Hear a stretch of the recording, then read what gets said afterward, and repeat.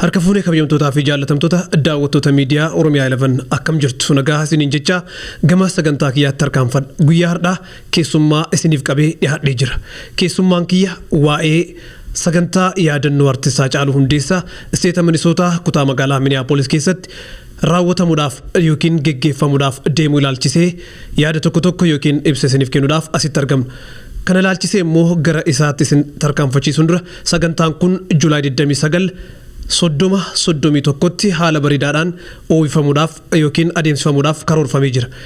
Gamanumaan gara isaatti isin dabarsaa turtii gaarii qabaadha.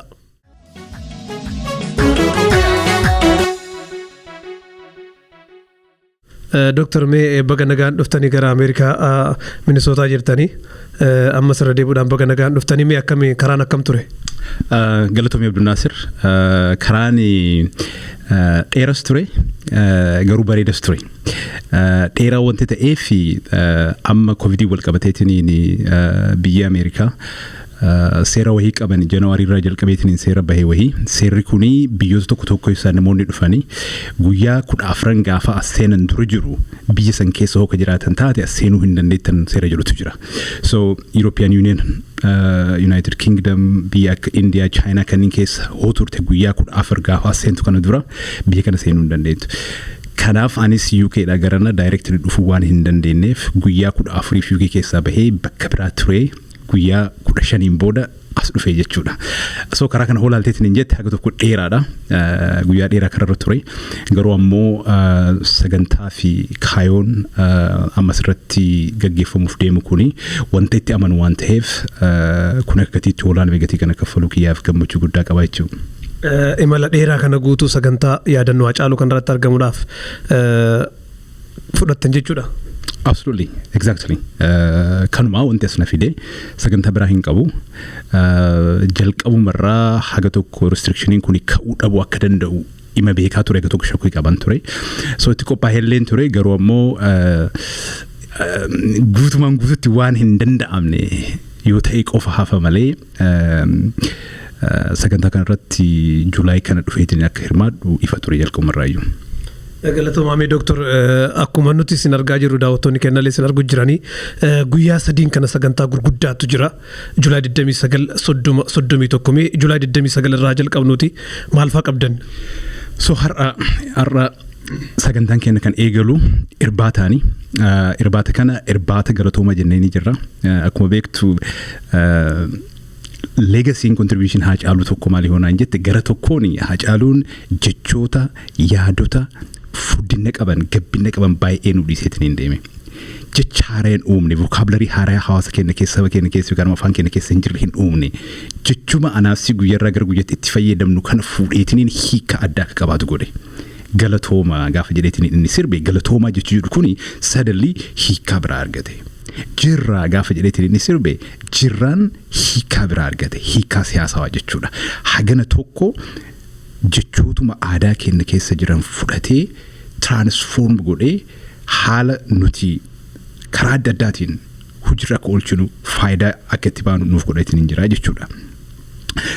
So galatooma wanti jenneeniif qophii har'aatiin nama qaalii lubbuu qaalii isaa hawaasa kanaaf gumaacheetiin hin jedhe nama hawaasa kanan keessatti legacy hagas furdinne qabu hagas tokko transformative ta'e waan irraa waan kalee qofaa miti gara fuulduraatti hawaasa keenya bocuu irratti gatii guddaa taphatu nama kana waan nu godheef galatoomii jechuun ni barbaanna. Akka hawaasaatti walitti dhufnee wajjin teennee waa'ee Haacaaluu mari'ataa waa'ee Haacaaluu haasayaa galata isaa galchuu barbaanna. So har'a kanaan eegalla irbaata qofaa miti kana keessatti waa hedduutu jira. Fakkeenyaaf dookumentarii Haacaaluudhaaf sagantaa kanaaf jenneetiin hojjennetu jira. Dookumentarii san isa tokko har'an dhiheessina isa tokko ammoo gaafa sanbataa dhiheessina. Dookumentarii afaan lamaan afaan Ingiliffaatii fi afaan Oromoofaatiin lama hojjetaatiin hin jirra. So isa tokko har'a iskiriin goona akkasumas performansii adda addaa haftee Haacaaluu kana kaapchar gochuudhaaf karaa adda addaatiin mul'isuudhaaf karaatti hojjetaatiin hin turreetu jira. Isas hin dhiheessina. Haasofni baay'een hin jiru har'a. Haasofni baay'een hin jiru. Kaayoon sagantaa har'aa kana uummanni keenya walitti dhufee environmentii relax ta'etti wajjin mari'ataa wajjin haasayaa goota kana jiruu isaa contribution isaa irratti reflect akka goonu hiriisan uumuufi. Galatoomi Dooktor mee hawaasni Oromoo hedduutu magaalaa lakkuu keessa jira yeroo ammaa kana Osfaanaadhaaf as dhufe dhaamsi isaaniif yookiin yaamicha isaaniif guutu guyyaa har'aatiif. Egaa akkuma isin jedhanii as gahuudhaaf sagantaa kanarratti hirmaachuudhaaf guyyaa 15tti fudhateetiin jira. Karaa kana deemuun jechuudha. Isa kanaaf dhufee sagantaa kanaaf dhufee yoo ani guyyaa 15 fudhadheetiin sagantaa kanarratti argamuudhaaf kan dhufu hoo taate hawaasni as jiraatu wanta sagantaa kanarratti dhufeetiin sagantaa kana hin miidhagsneef hin bareechifneef hin jiru. Hawaasni keenya yaadatta ta'a. I think exactly waggaa sadaffaa har'aanatti fakkaata.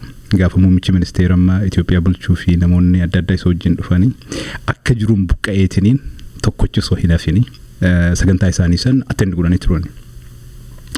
Wal challenge ani namaaf qabu yoo gaafa san yeroo qabaattaniitiin bakka sanitti argamtan taate goota sabaa Haacaaluu Hundeessaadhaaf akkamitti dhufuu dhabuu justify gochuu dandeettanii sammuu keessan keessatti challenge nan ummataaf qabu kana. I am sure namni hin dhufa shakkiirraan qabu garuu ammoo sagantaan kun yaanni isaa haala symbolic ta'een haala mul'ina qabuuni namni keenya walitti dhufeetiin goota isaa kana ayyaaneffachuu goota isaa kana faarfachuu goota isaa kana kabajaan qabnuuf maal akka fakkaatu ummatatti mul'isuudha. Kaayoon isaa kana. Kaayoon kun bakka gahuudhaaf ammoo namni sagantaa kanarratti hirmaachuu qaba. Namni sagantaa kanarratti argamuu qaba.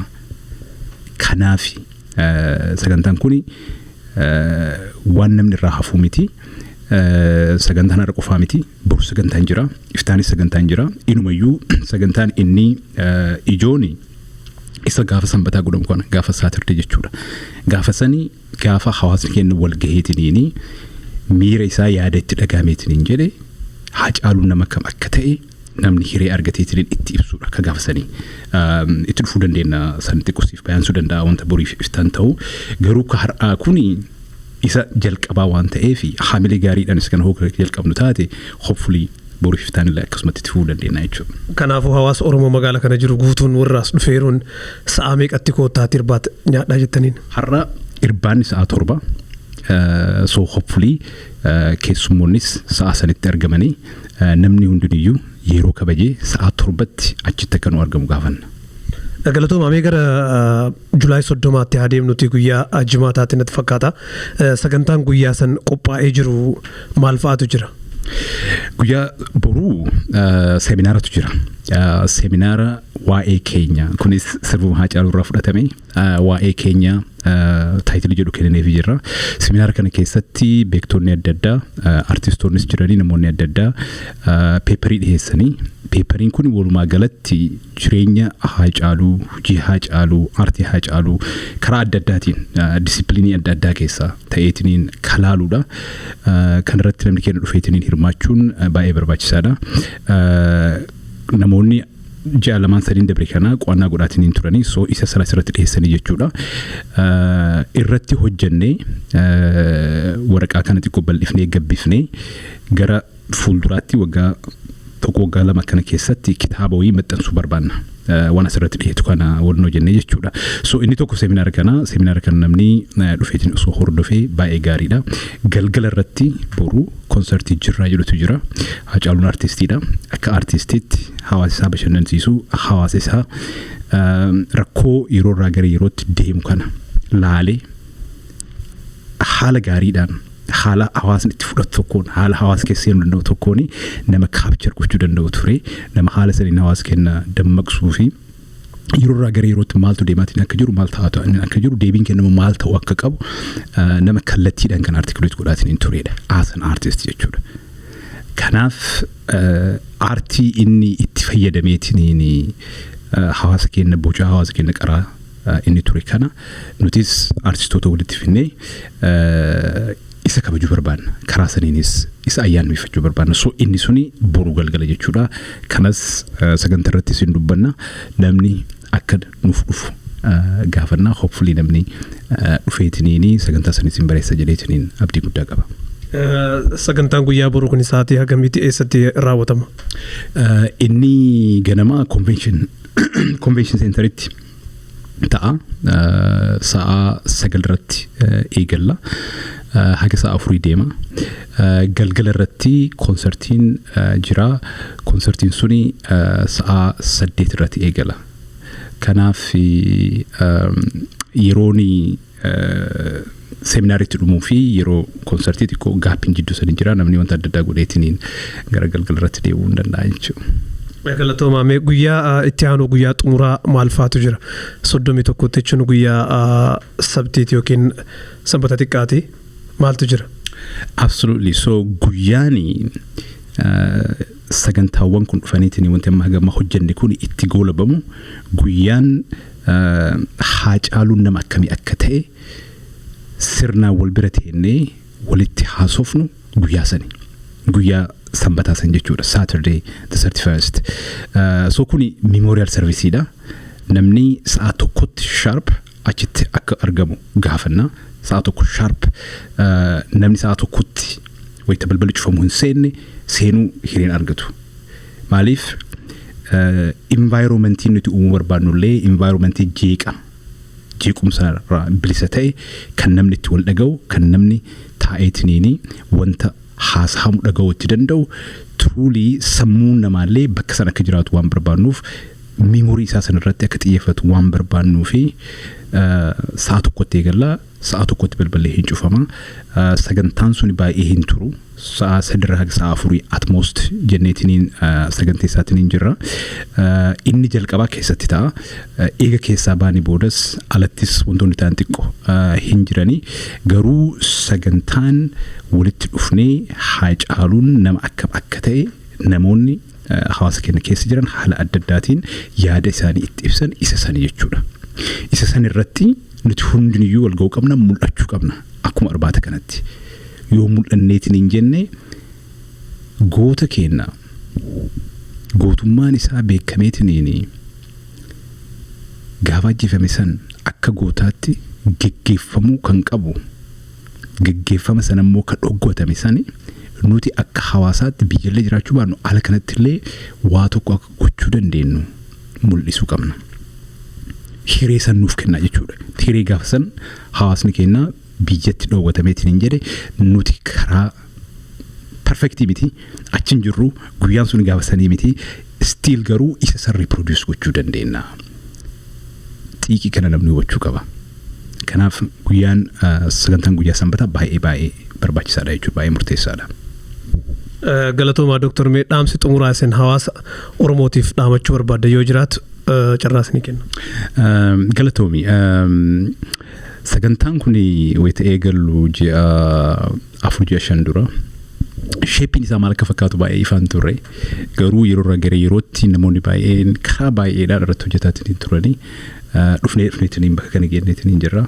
Sagantaa kana wayita saganteessinu abdii kenna kan ture hawaasa Oromooti. Nuti hundiniyyuu Haacaaluu kabajaa inni barbaadu. Kabajaa isaa malu gochuuniif barbaachisaa waan jirutti naman controversial natti fakkaatu inni kuni. Haacaaluun akka gootaatti geggeeffamni gochuu fi silaa malu hin godhamnee fi wanti jedhu controversial natti fakkaatu. I think namni hundinuu irratti walii gala. Nama kana ammoo haala mul'ina qabuun haala simboolik ta'een akka gootaatti ajjeefamuun isaa hagamta akka nu miidheef akka nu qeeqe mul'isnee diinattis firattis jechuudha walitti dhufnee karaa saniin wanta kana conclude gochuun barbaachisaadha. Legacy isaa irratti illee hojjechuun barbaachisaadha. Haacaaluun wanti nuti goonu kuni ammaan booda isaaf wanti inni godhu hin jiru. Inni nu bira hin jiru. Wanta goonu kun baay'een isaa sabuma kanaaf. Gaafa goonni miidhameetiin hin jedhe gaafa goonni waa godhu wanti inni godhu suni gaafa miidhamullee miidhamni isaa suni ka isaa qofaa miti. Gaafa goota taatu nama ofii kan keetii ta'uun kan kee hafee nama sabaa taata. Nama sabaa kan ammoo qaalii ani Oromoof qaaliidhaaf hin jedhe geessee deeme dubbii nama kana dhugamatti nuuf qaalii ta'uu isaa hawaasni keenya sagantaa kanarratti argamee akka mirkaneessu wajjin gaafadha. Galatoomaa Dooktar. Galatoomeetis.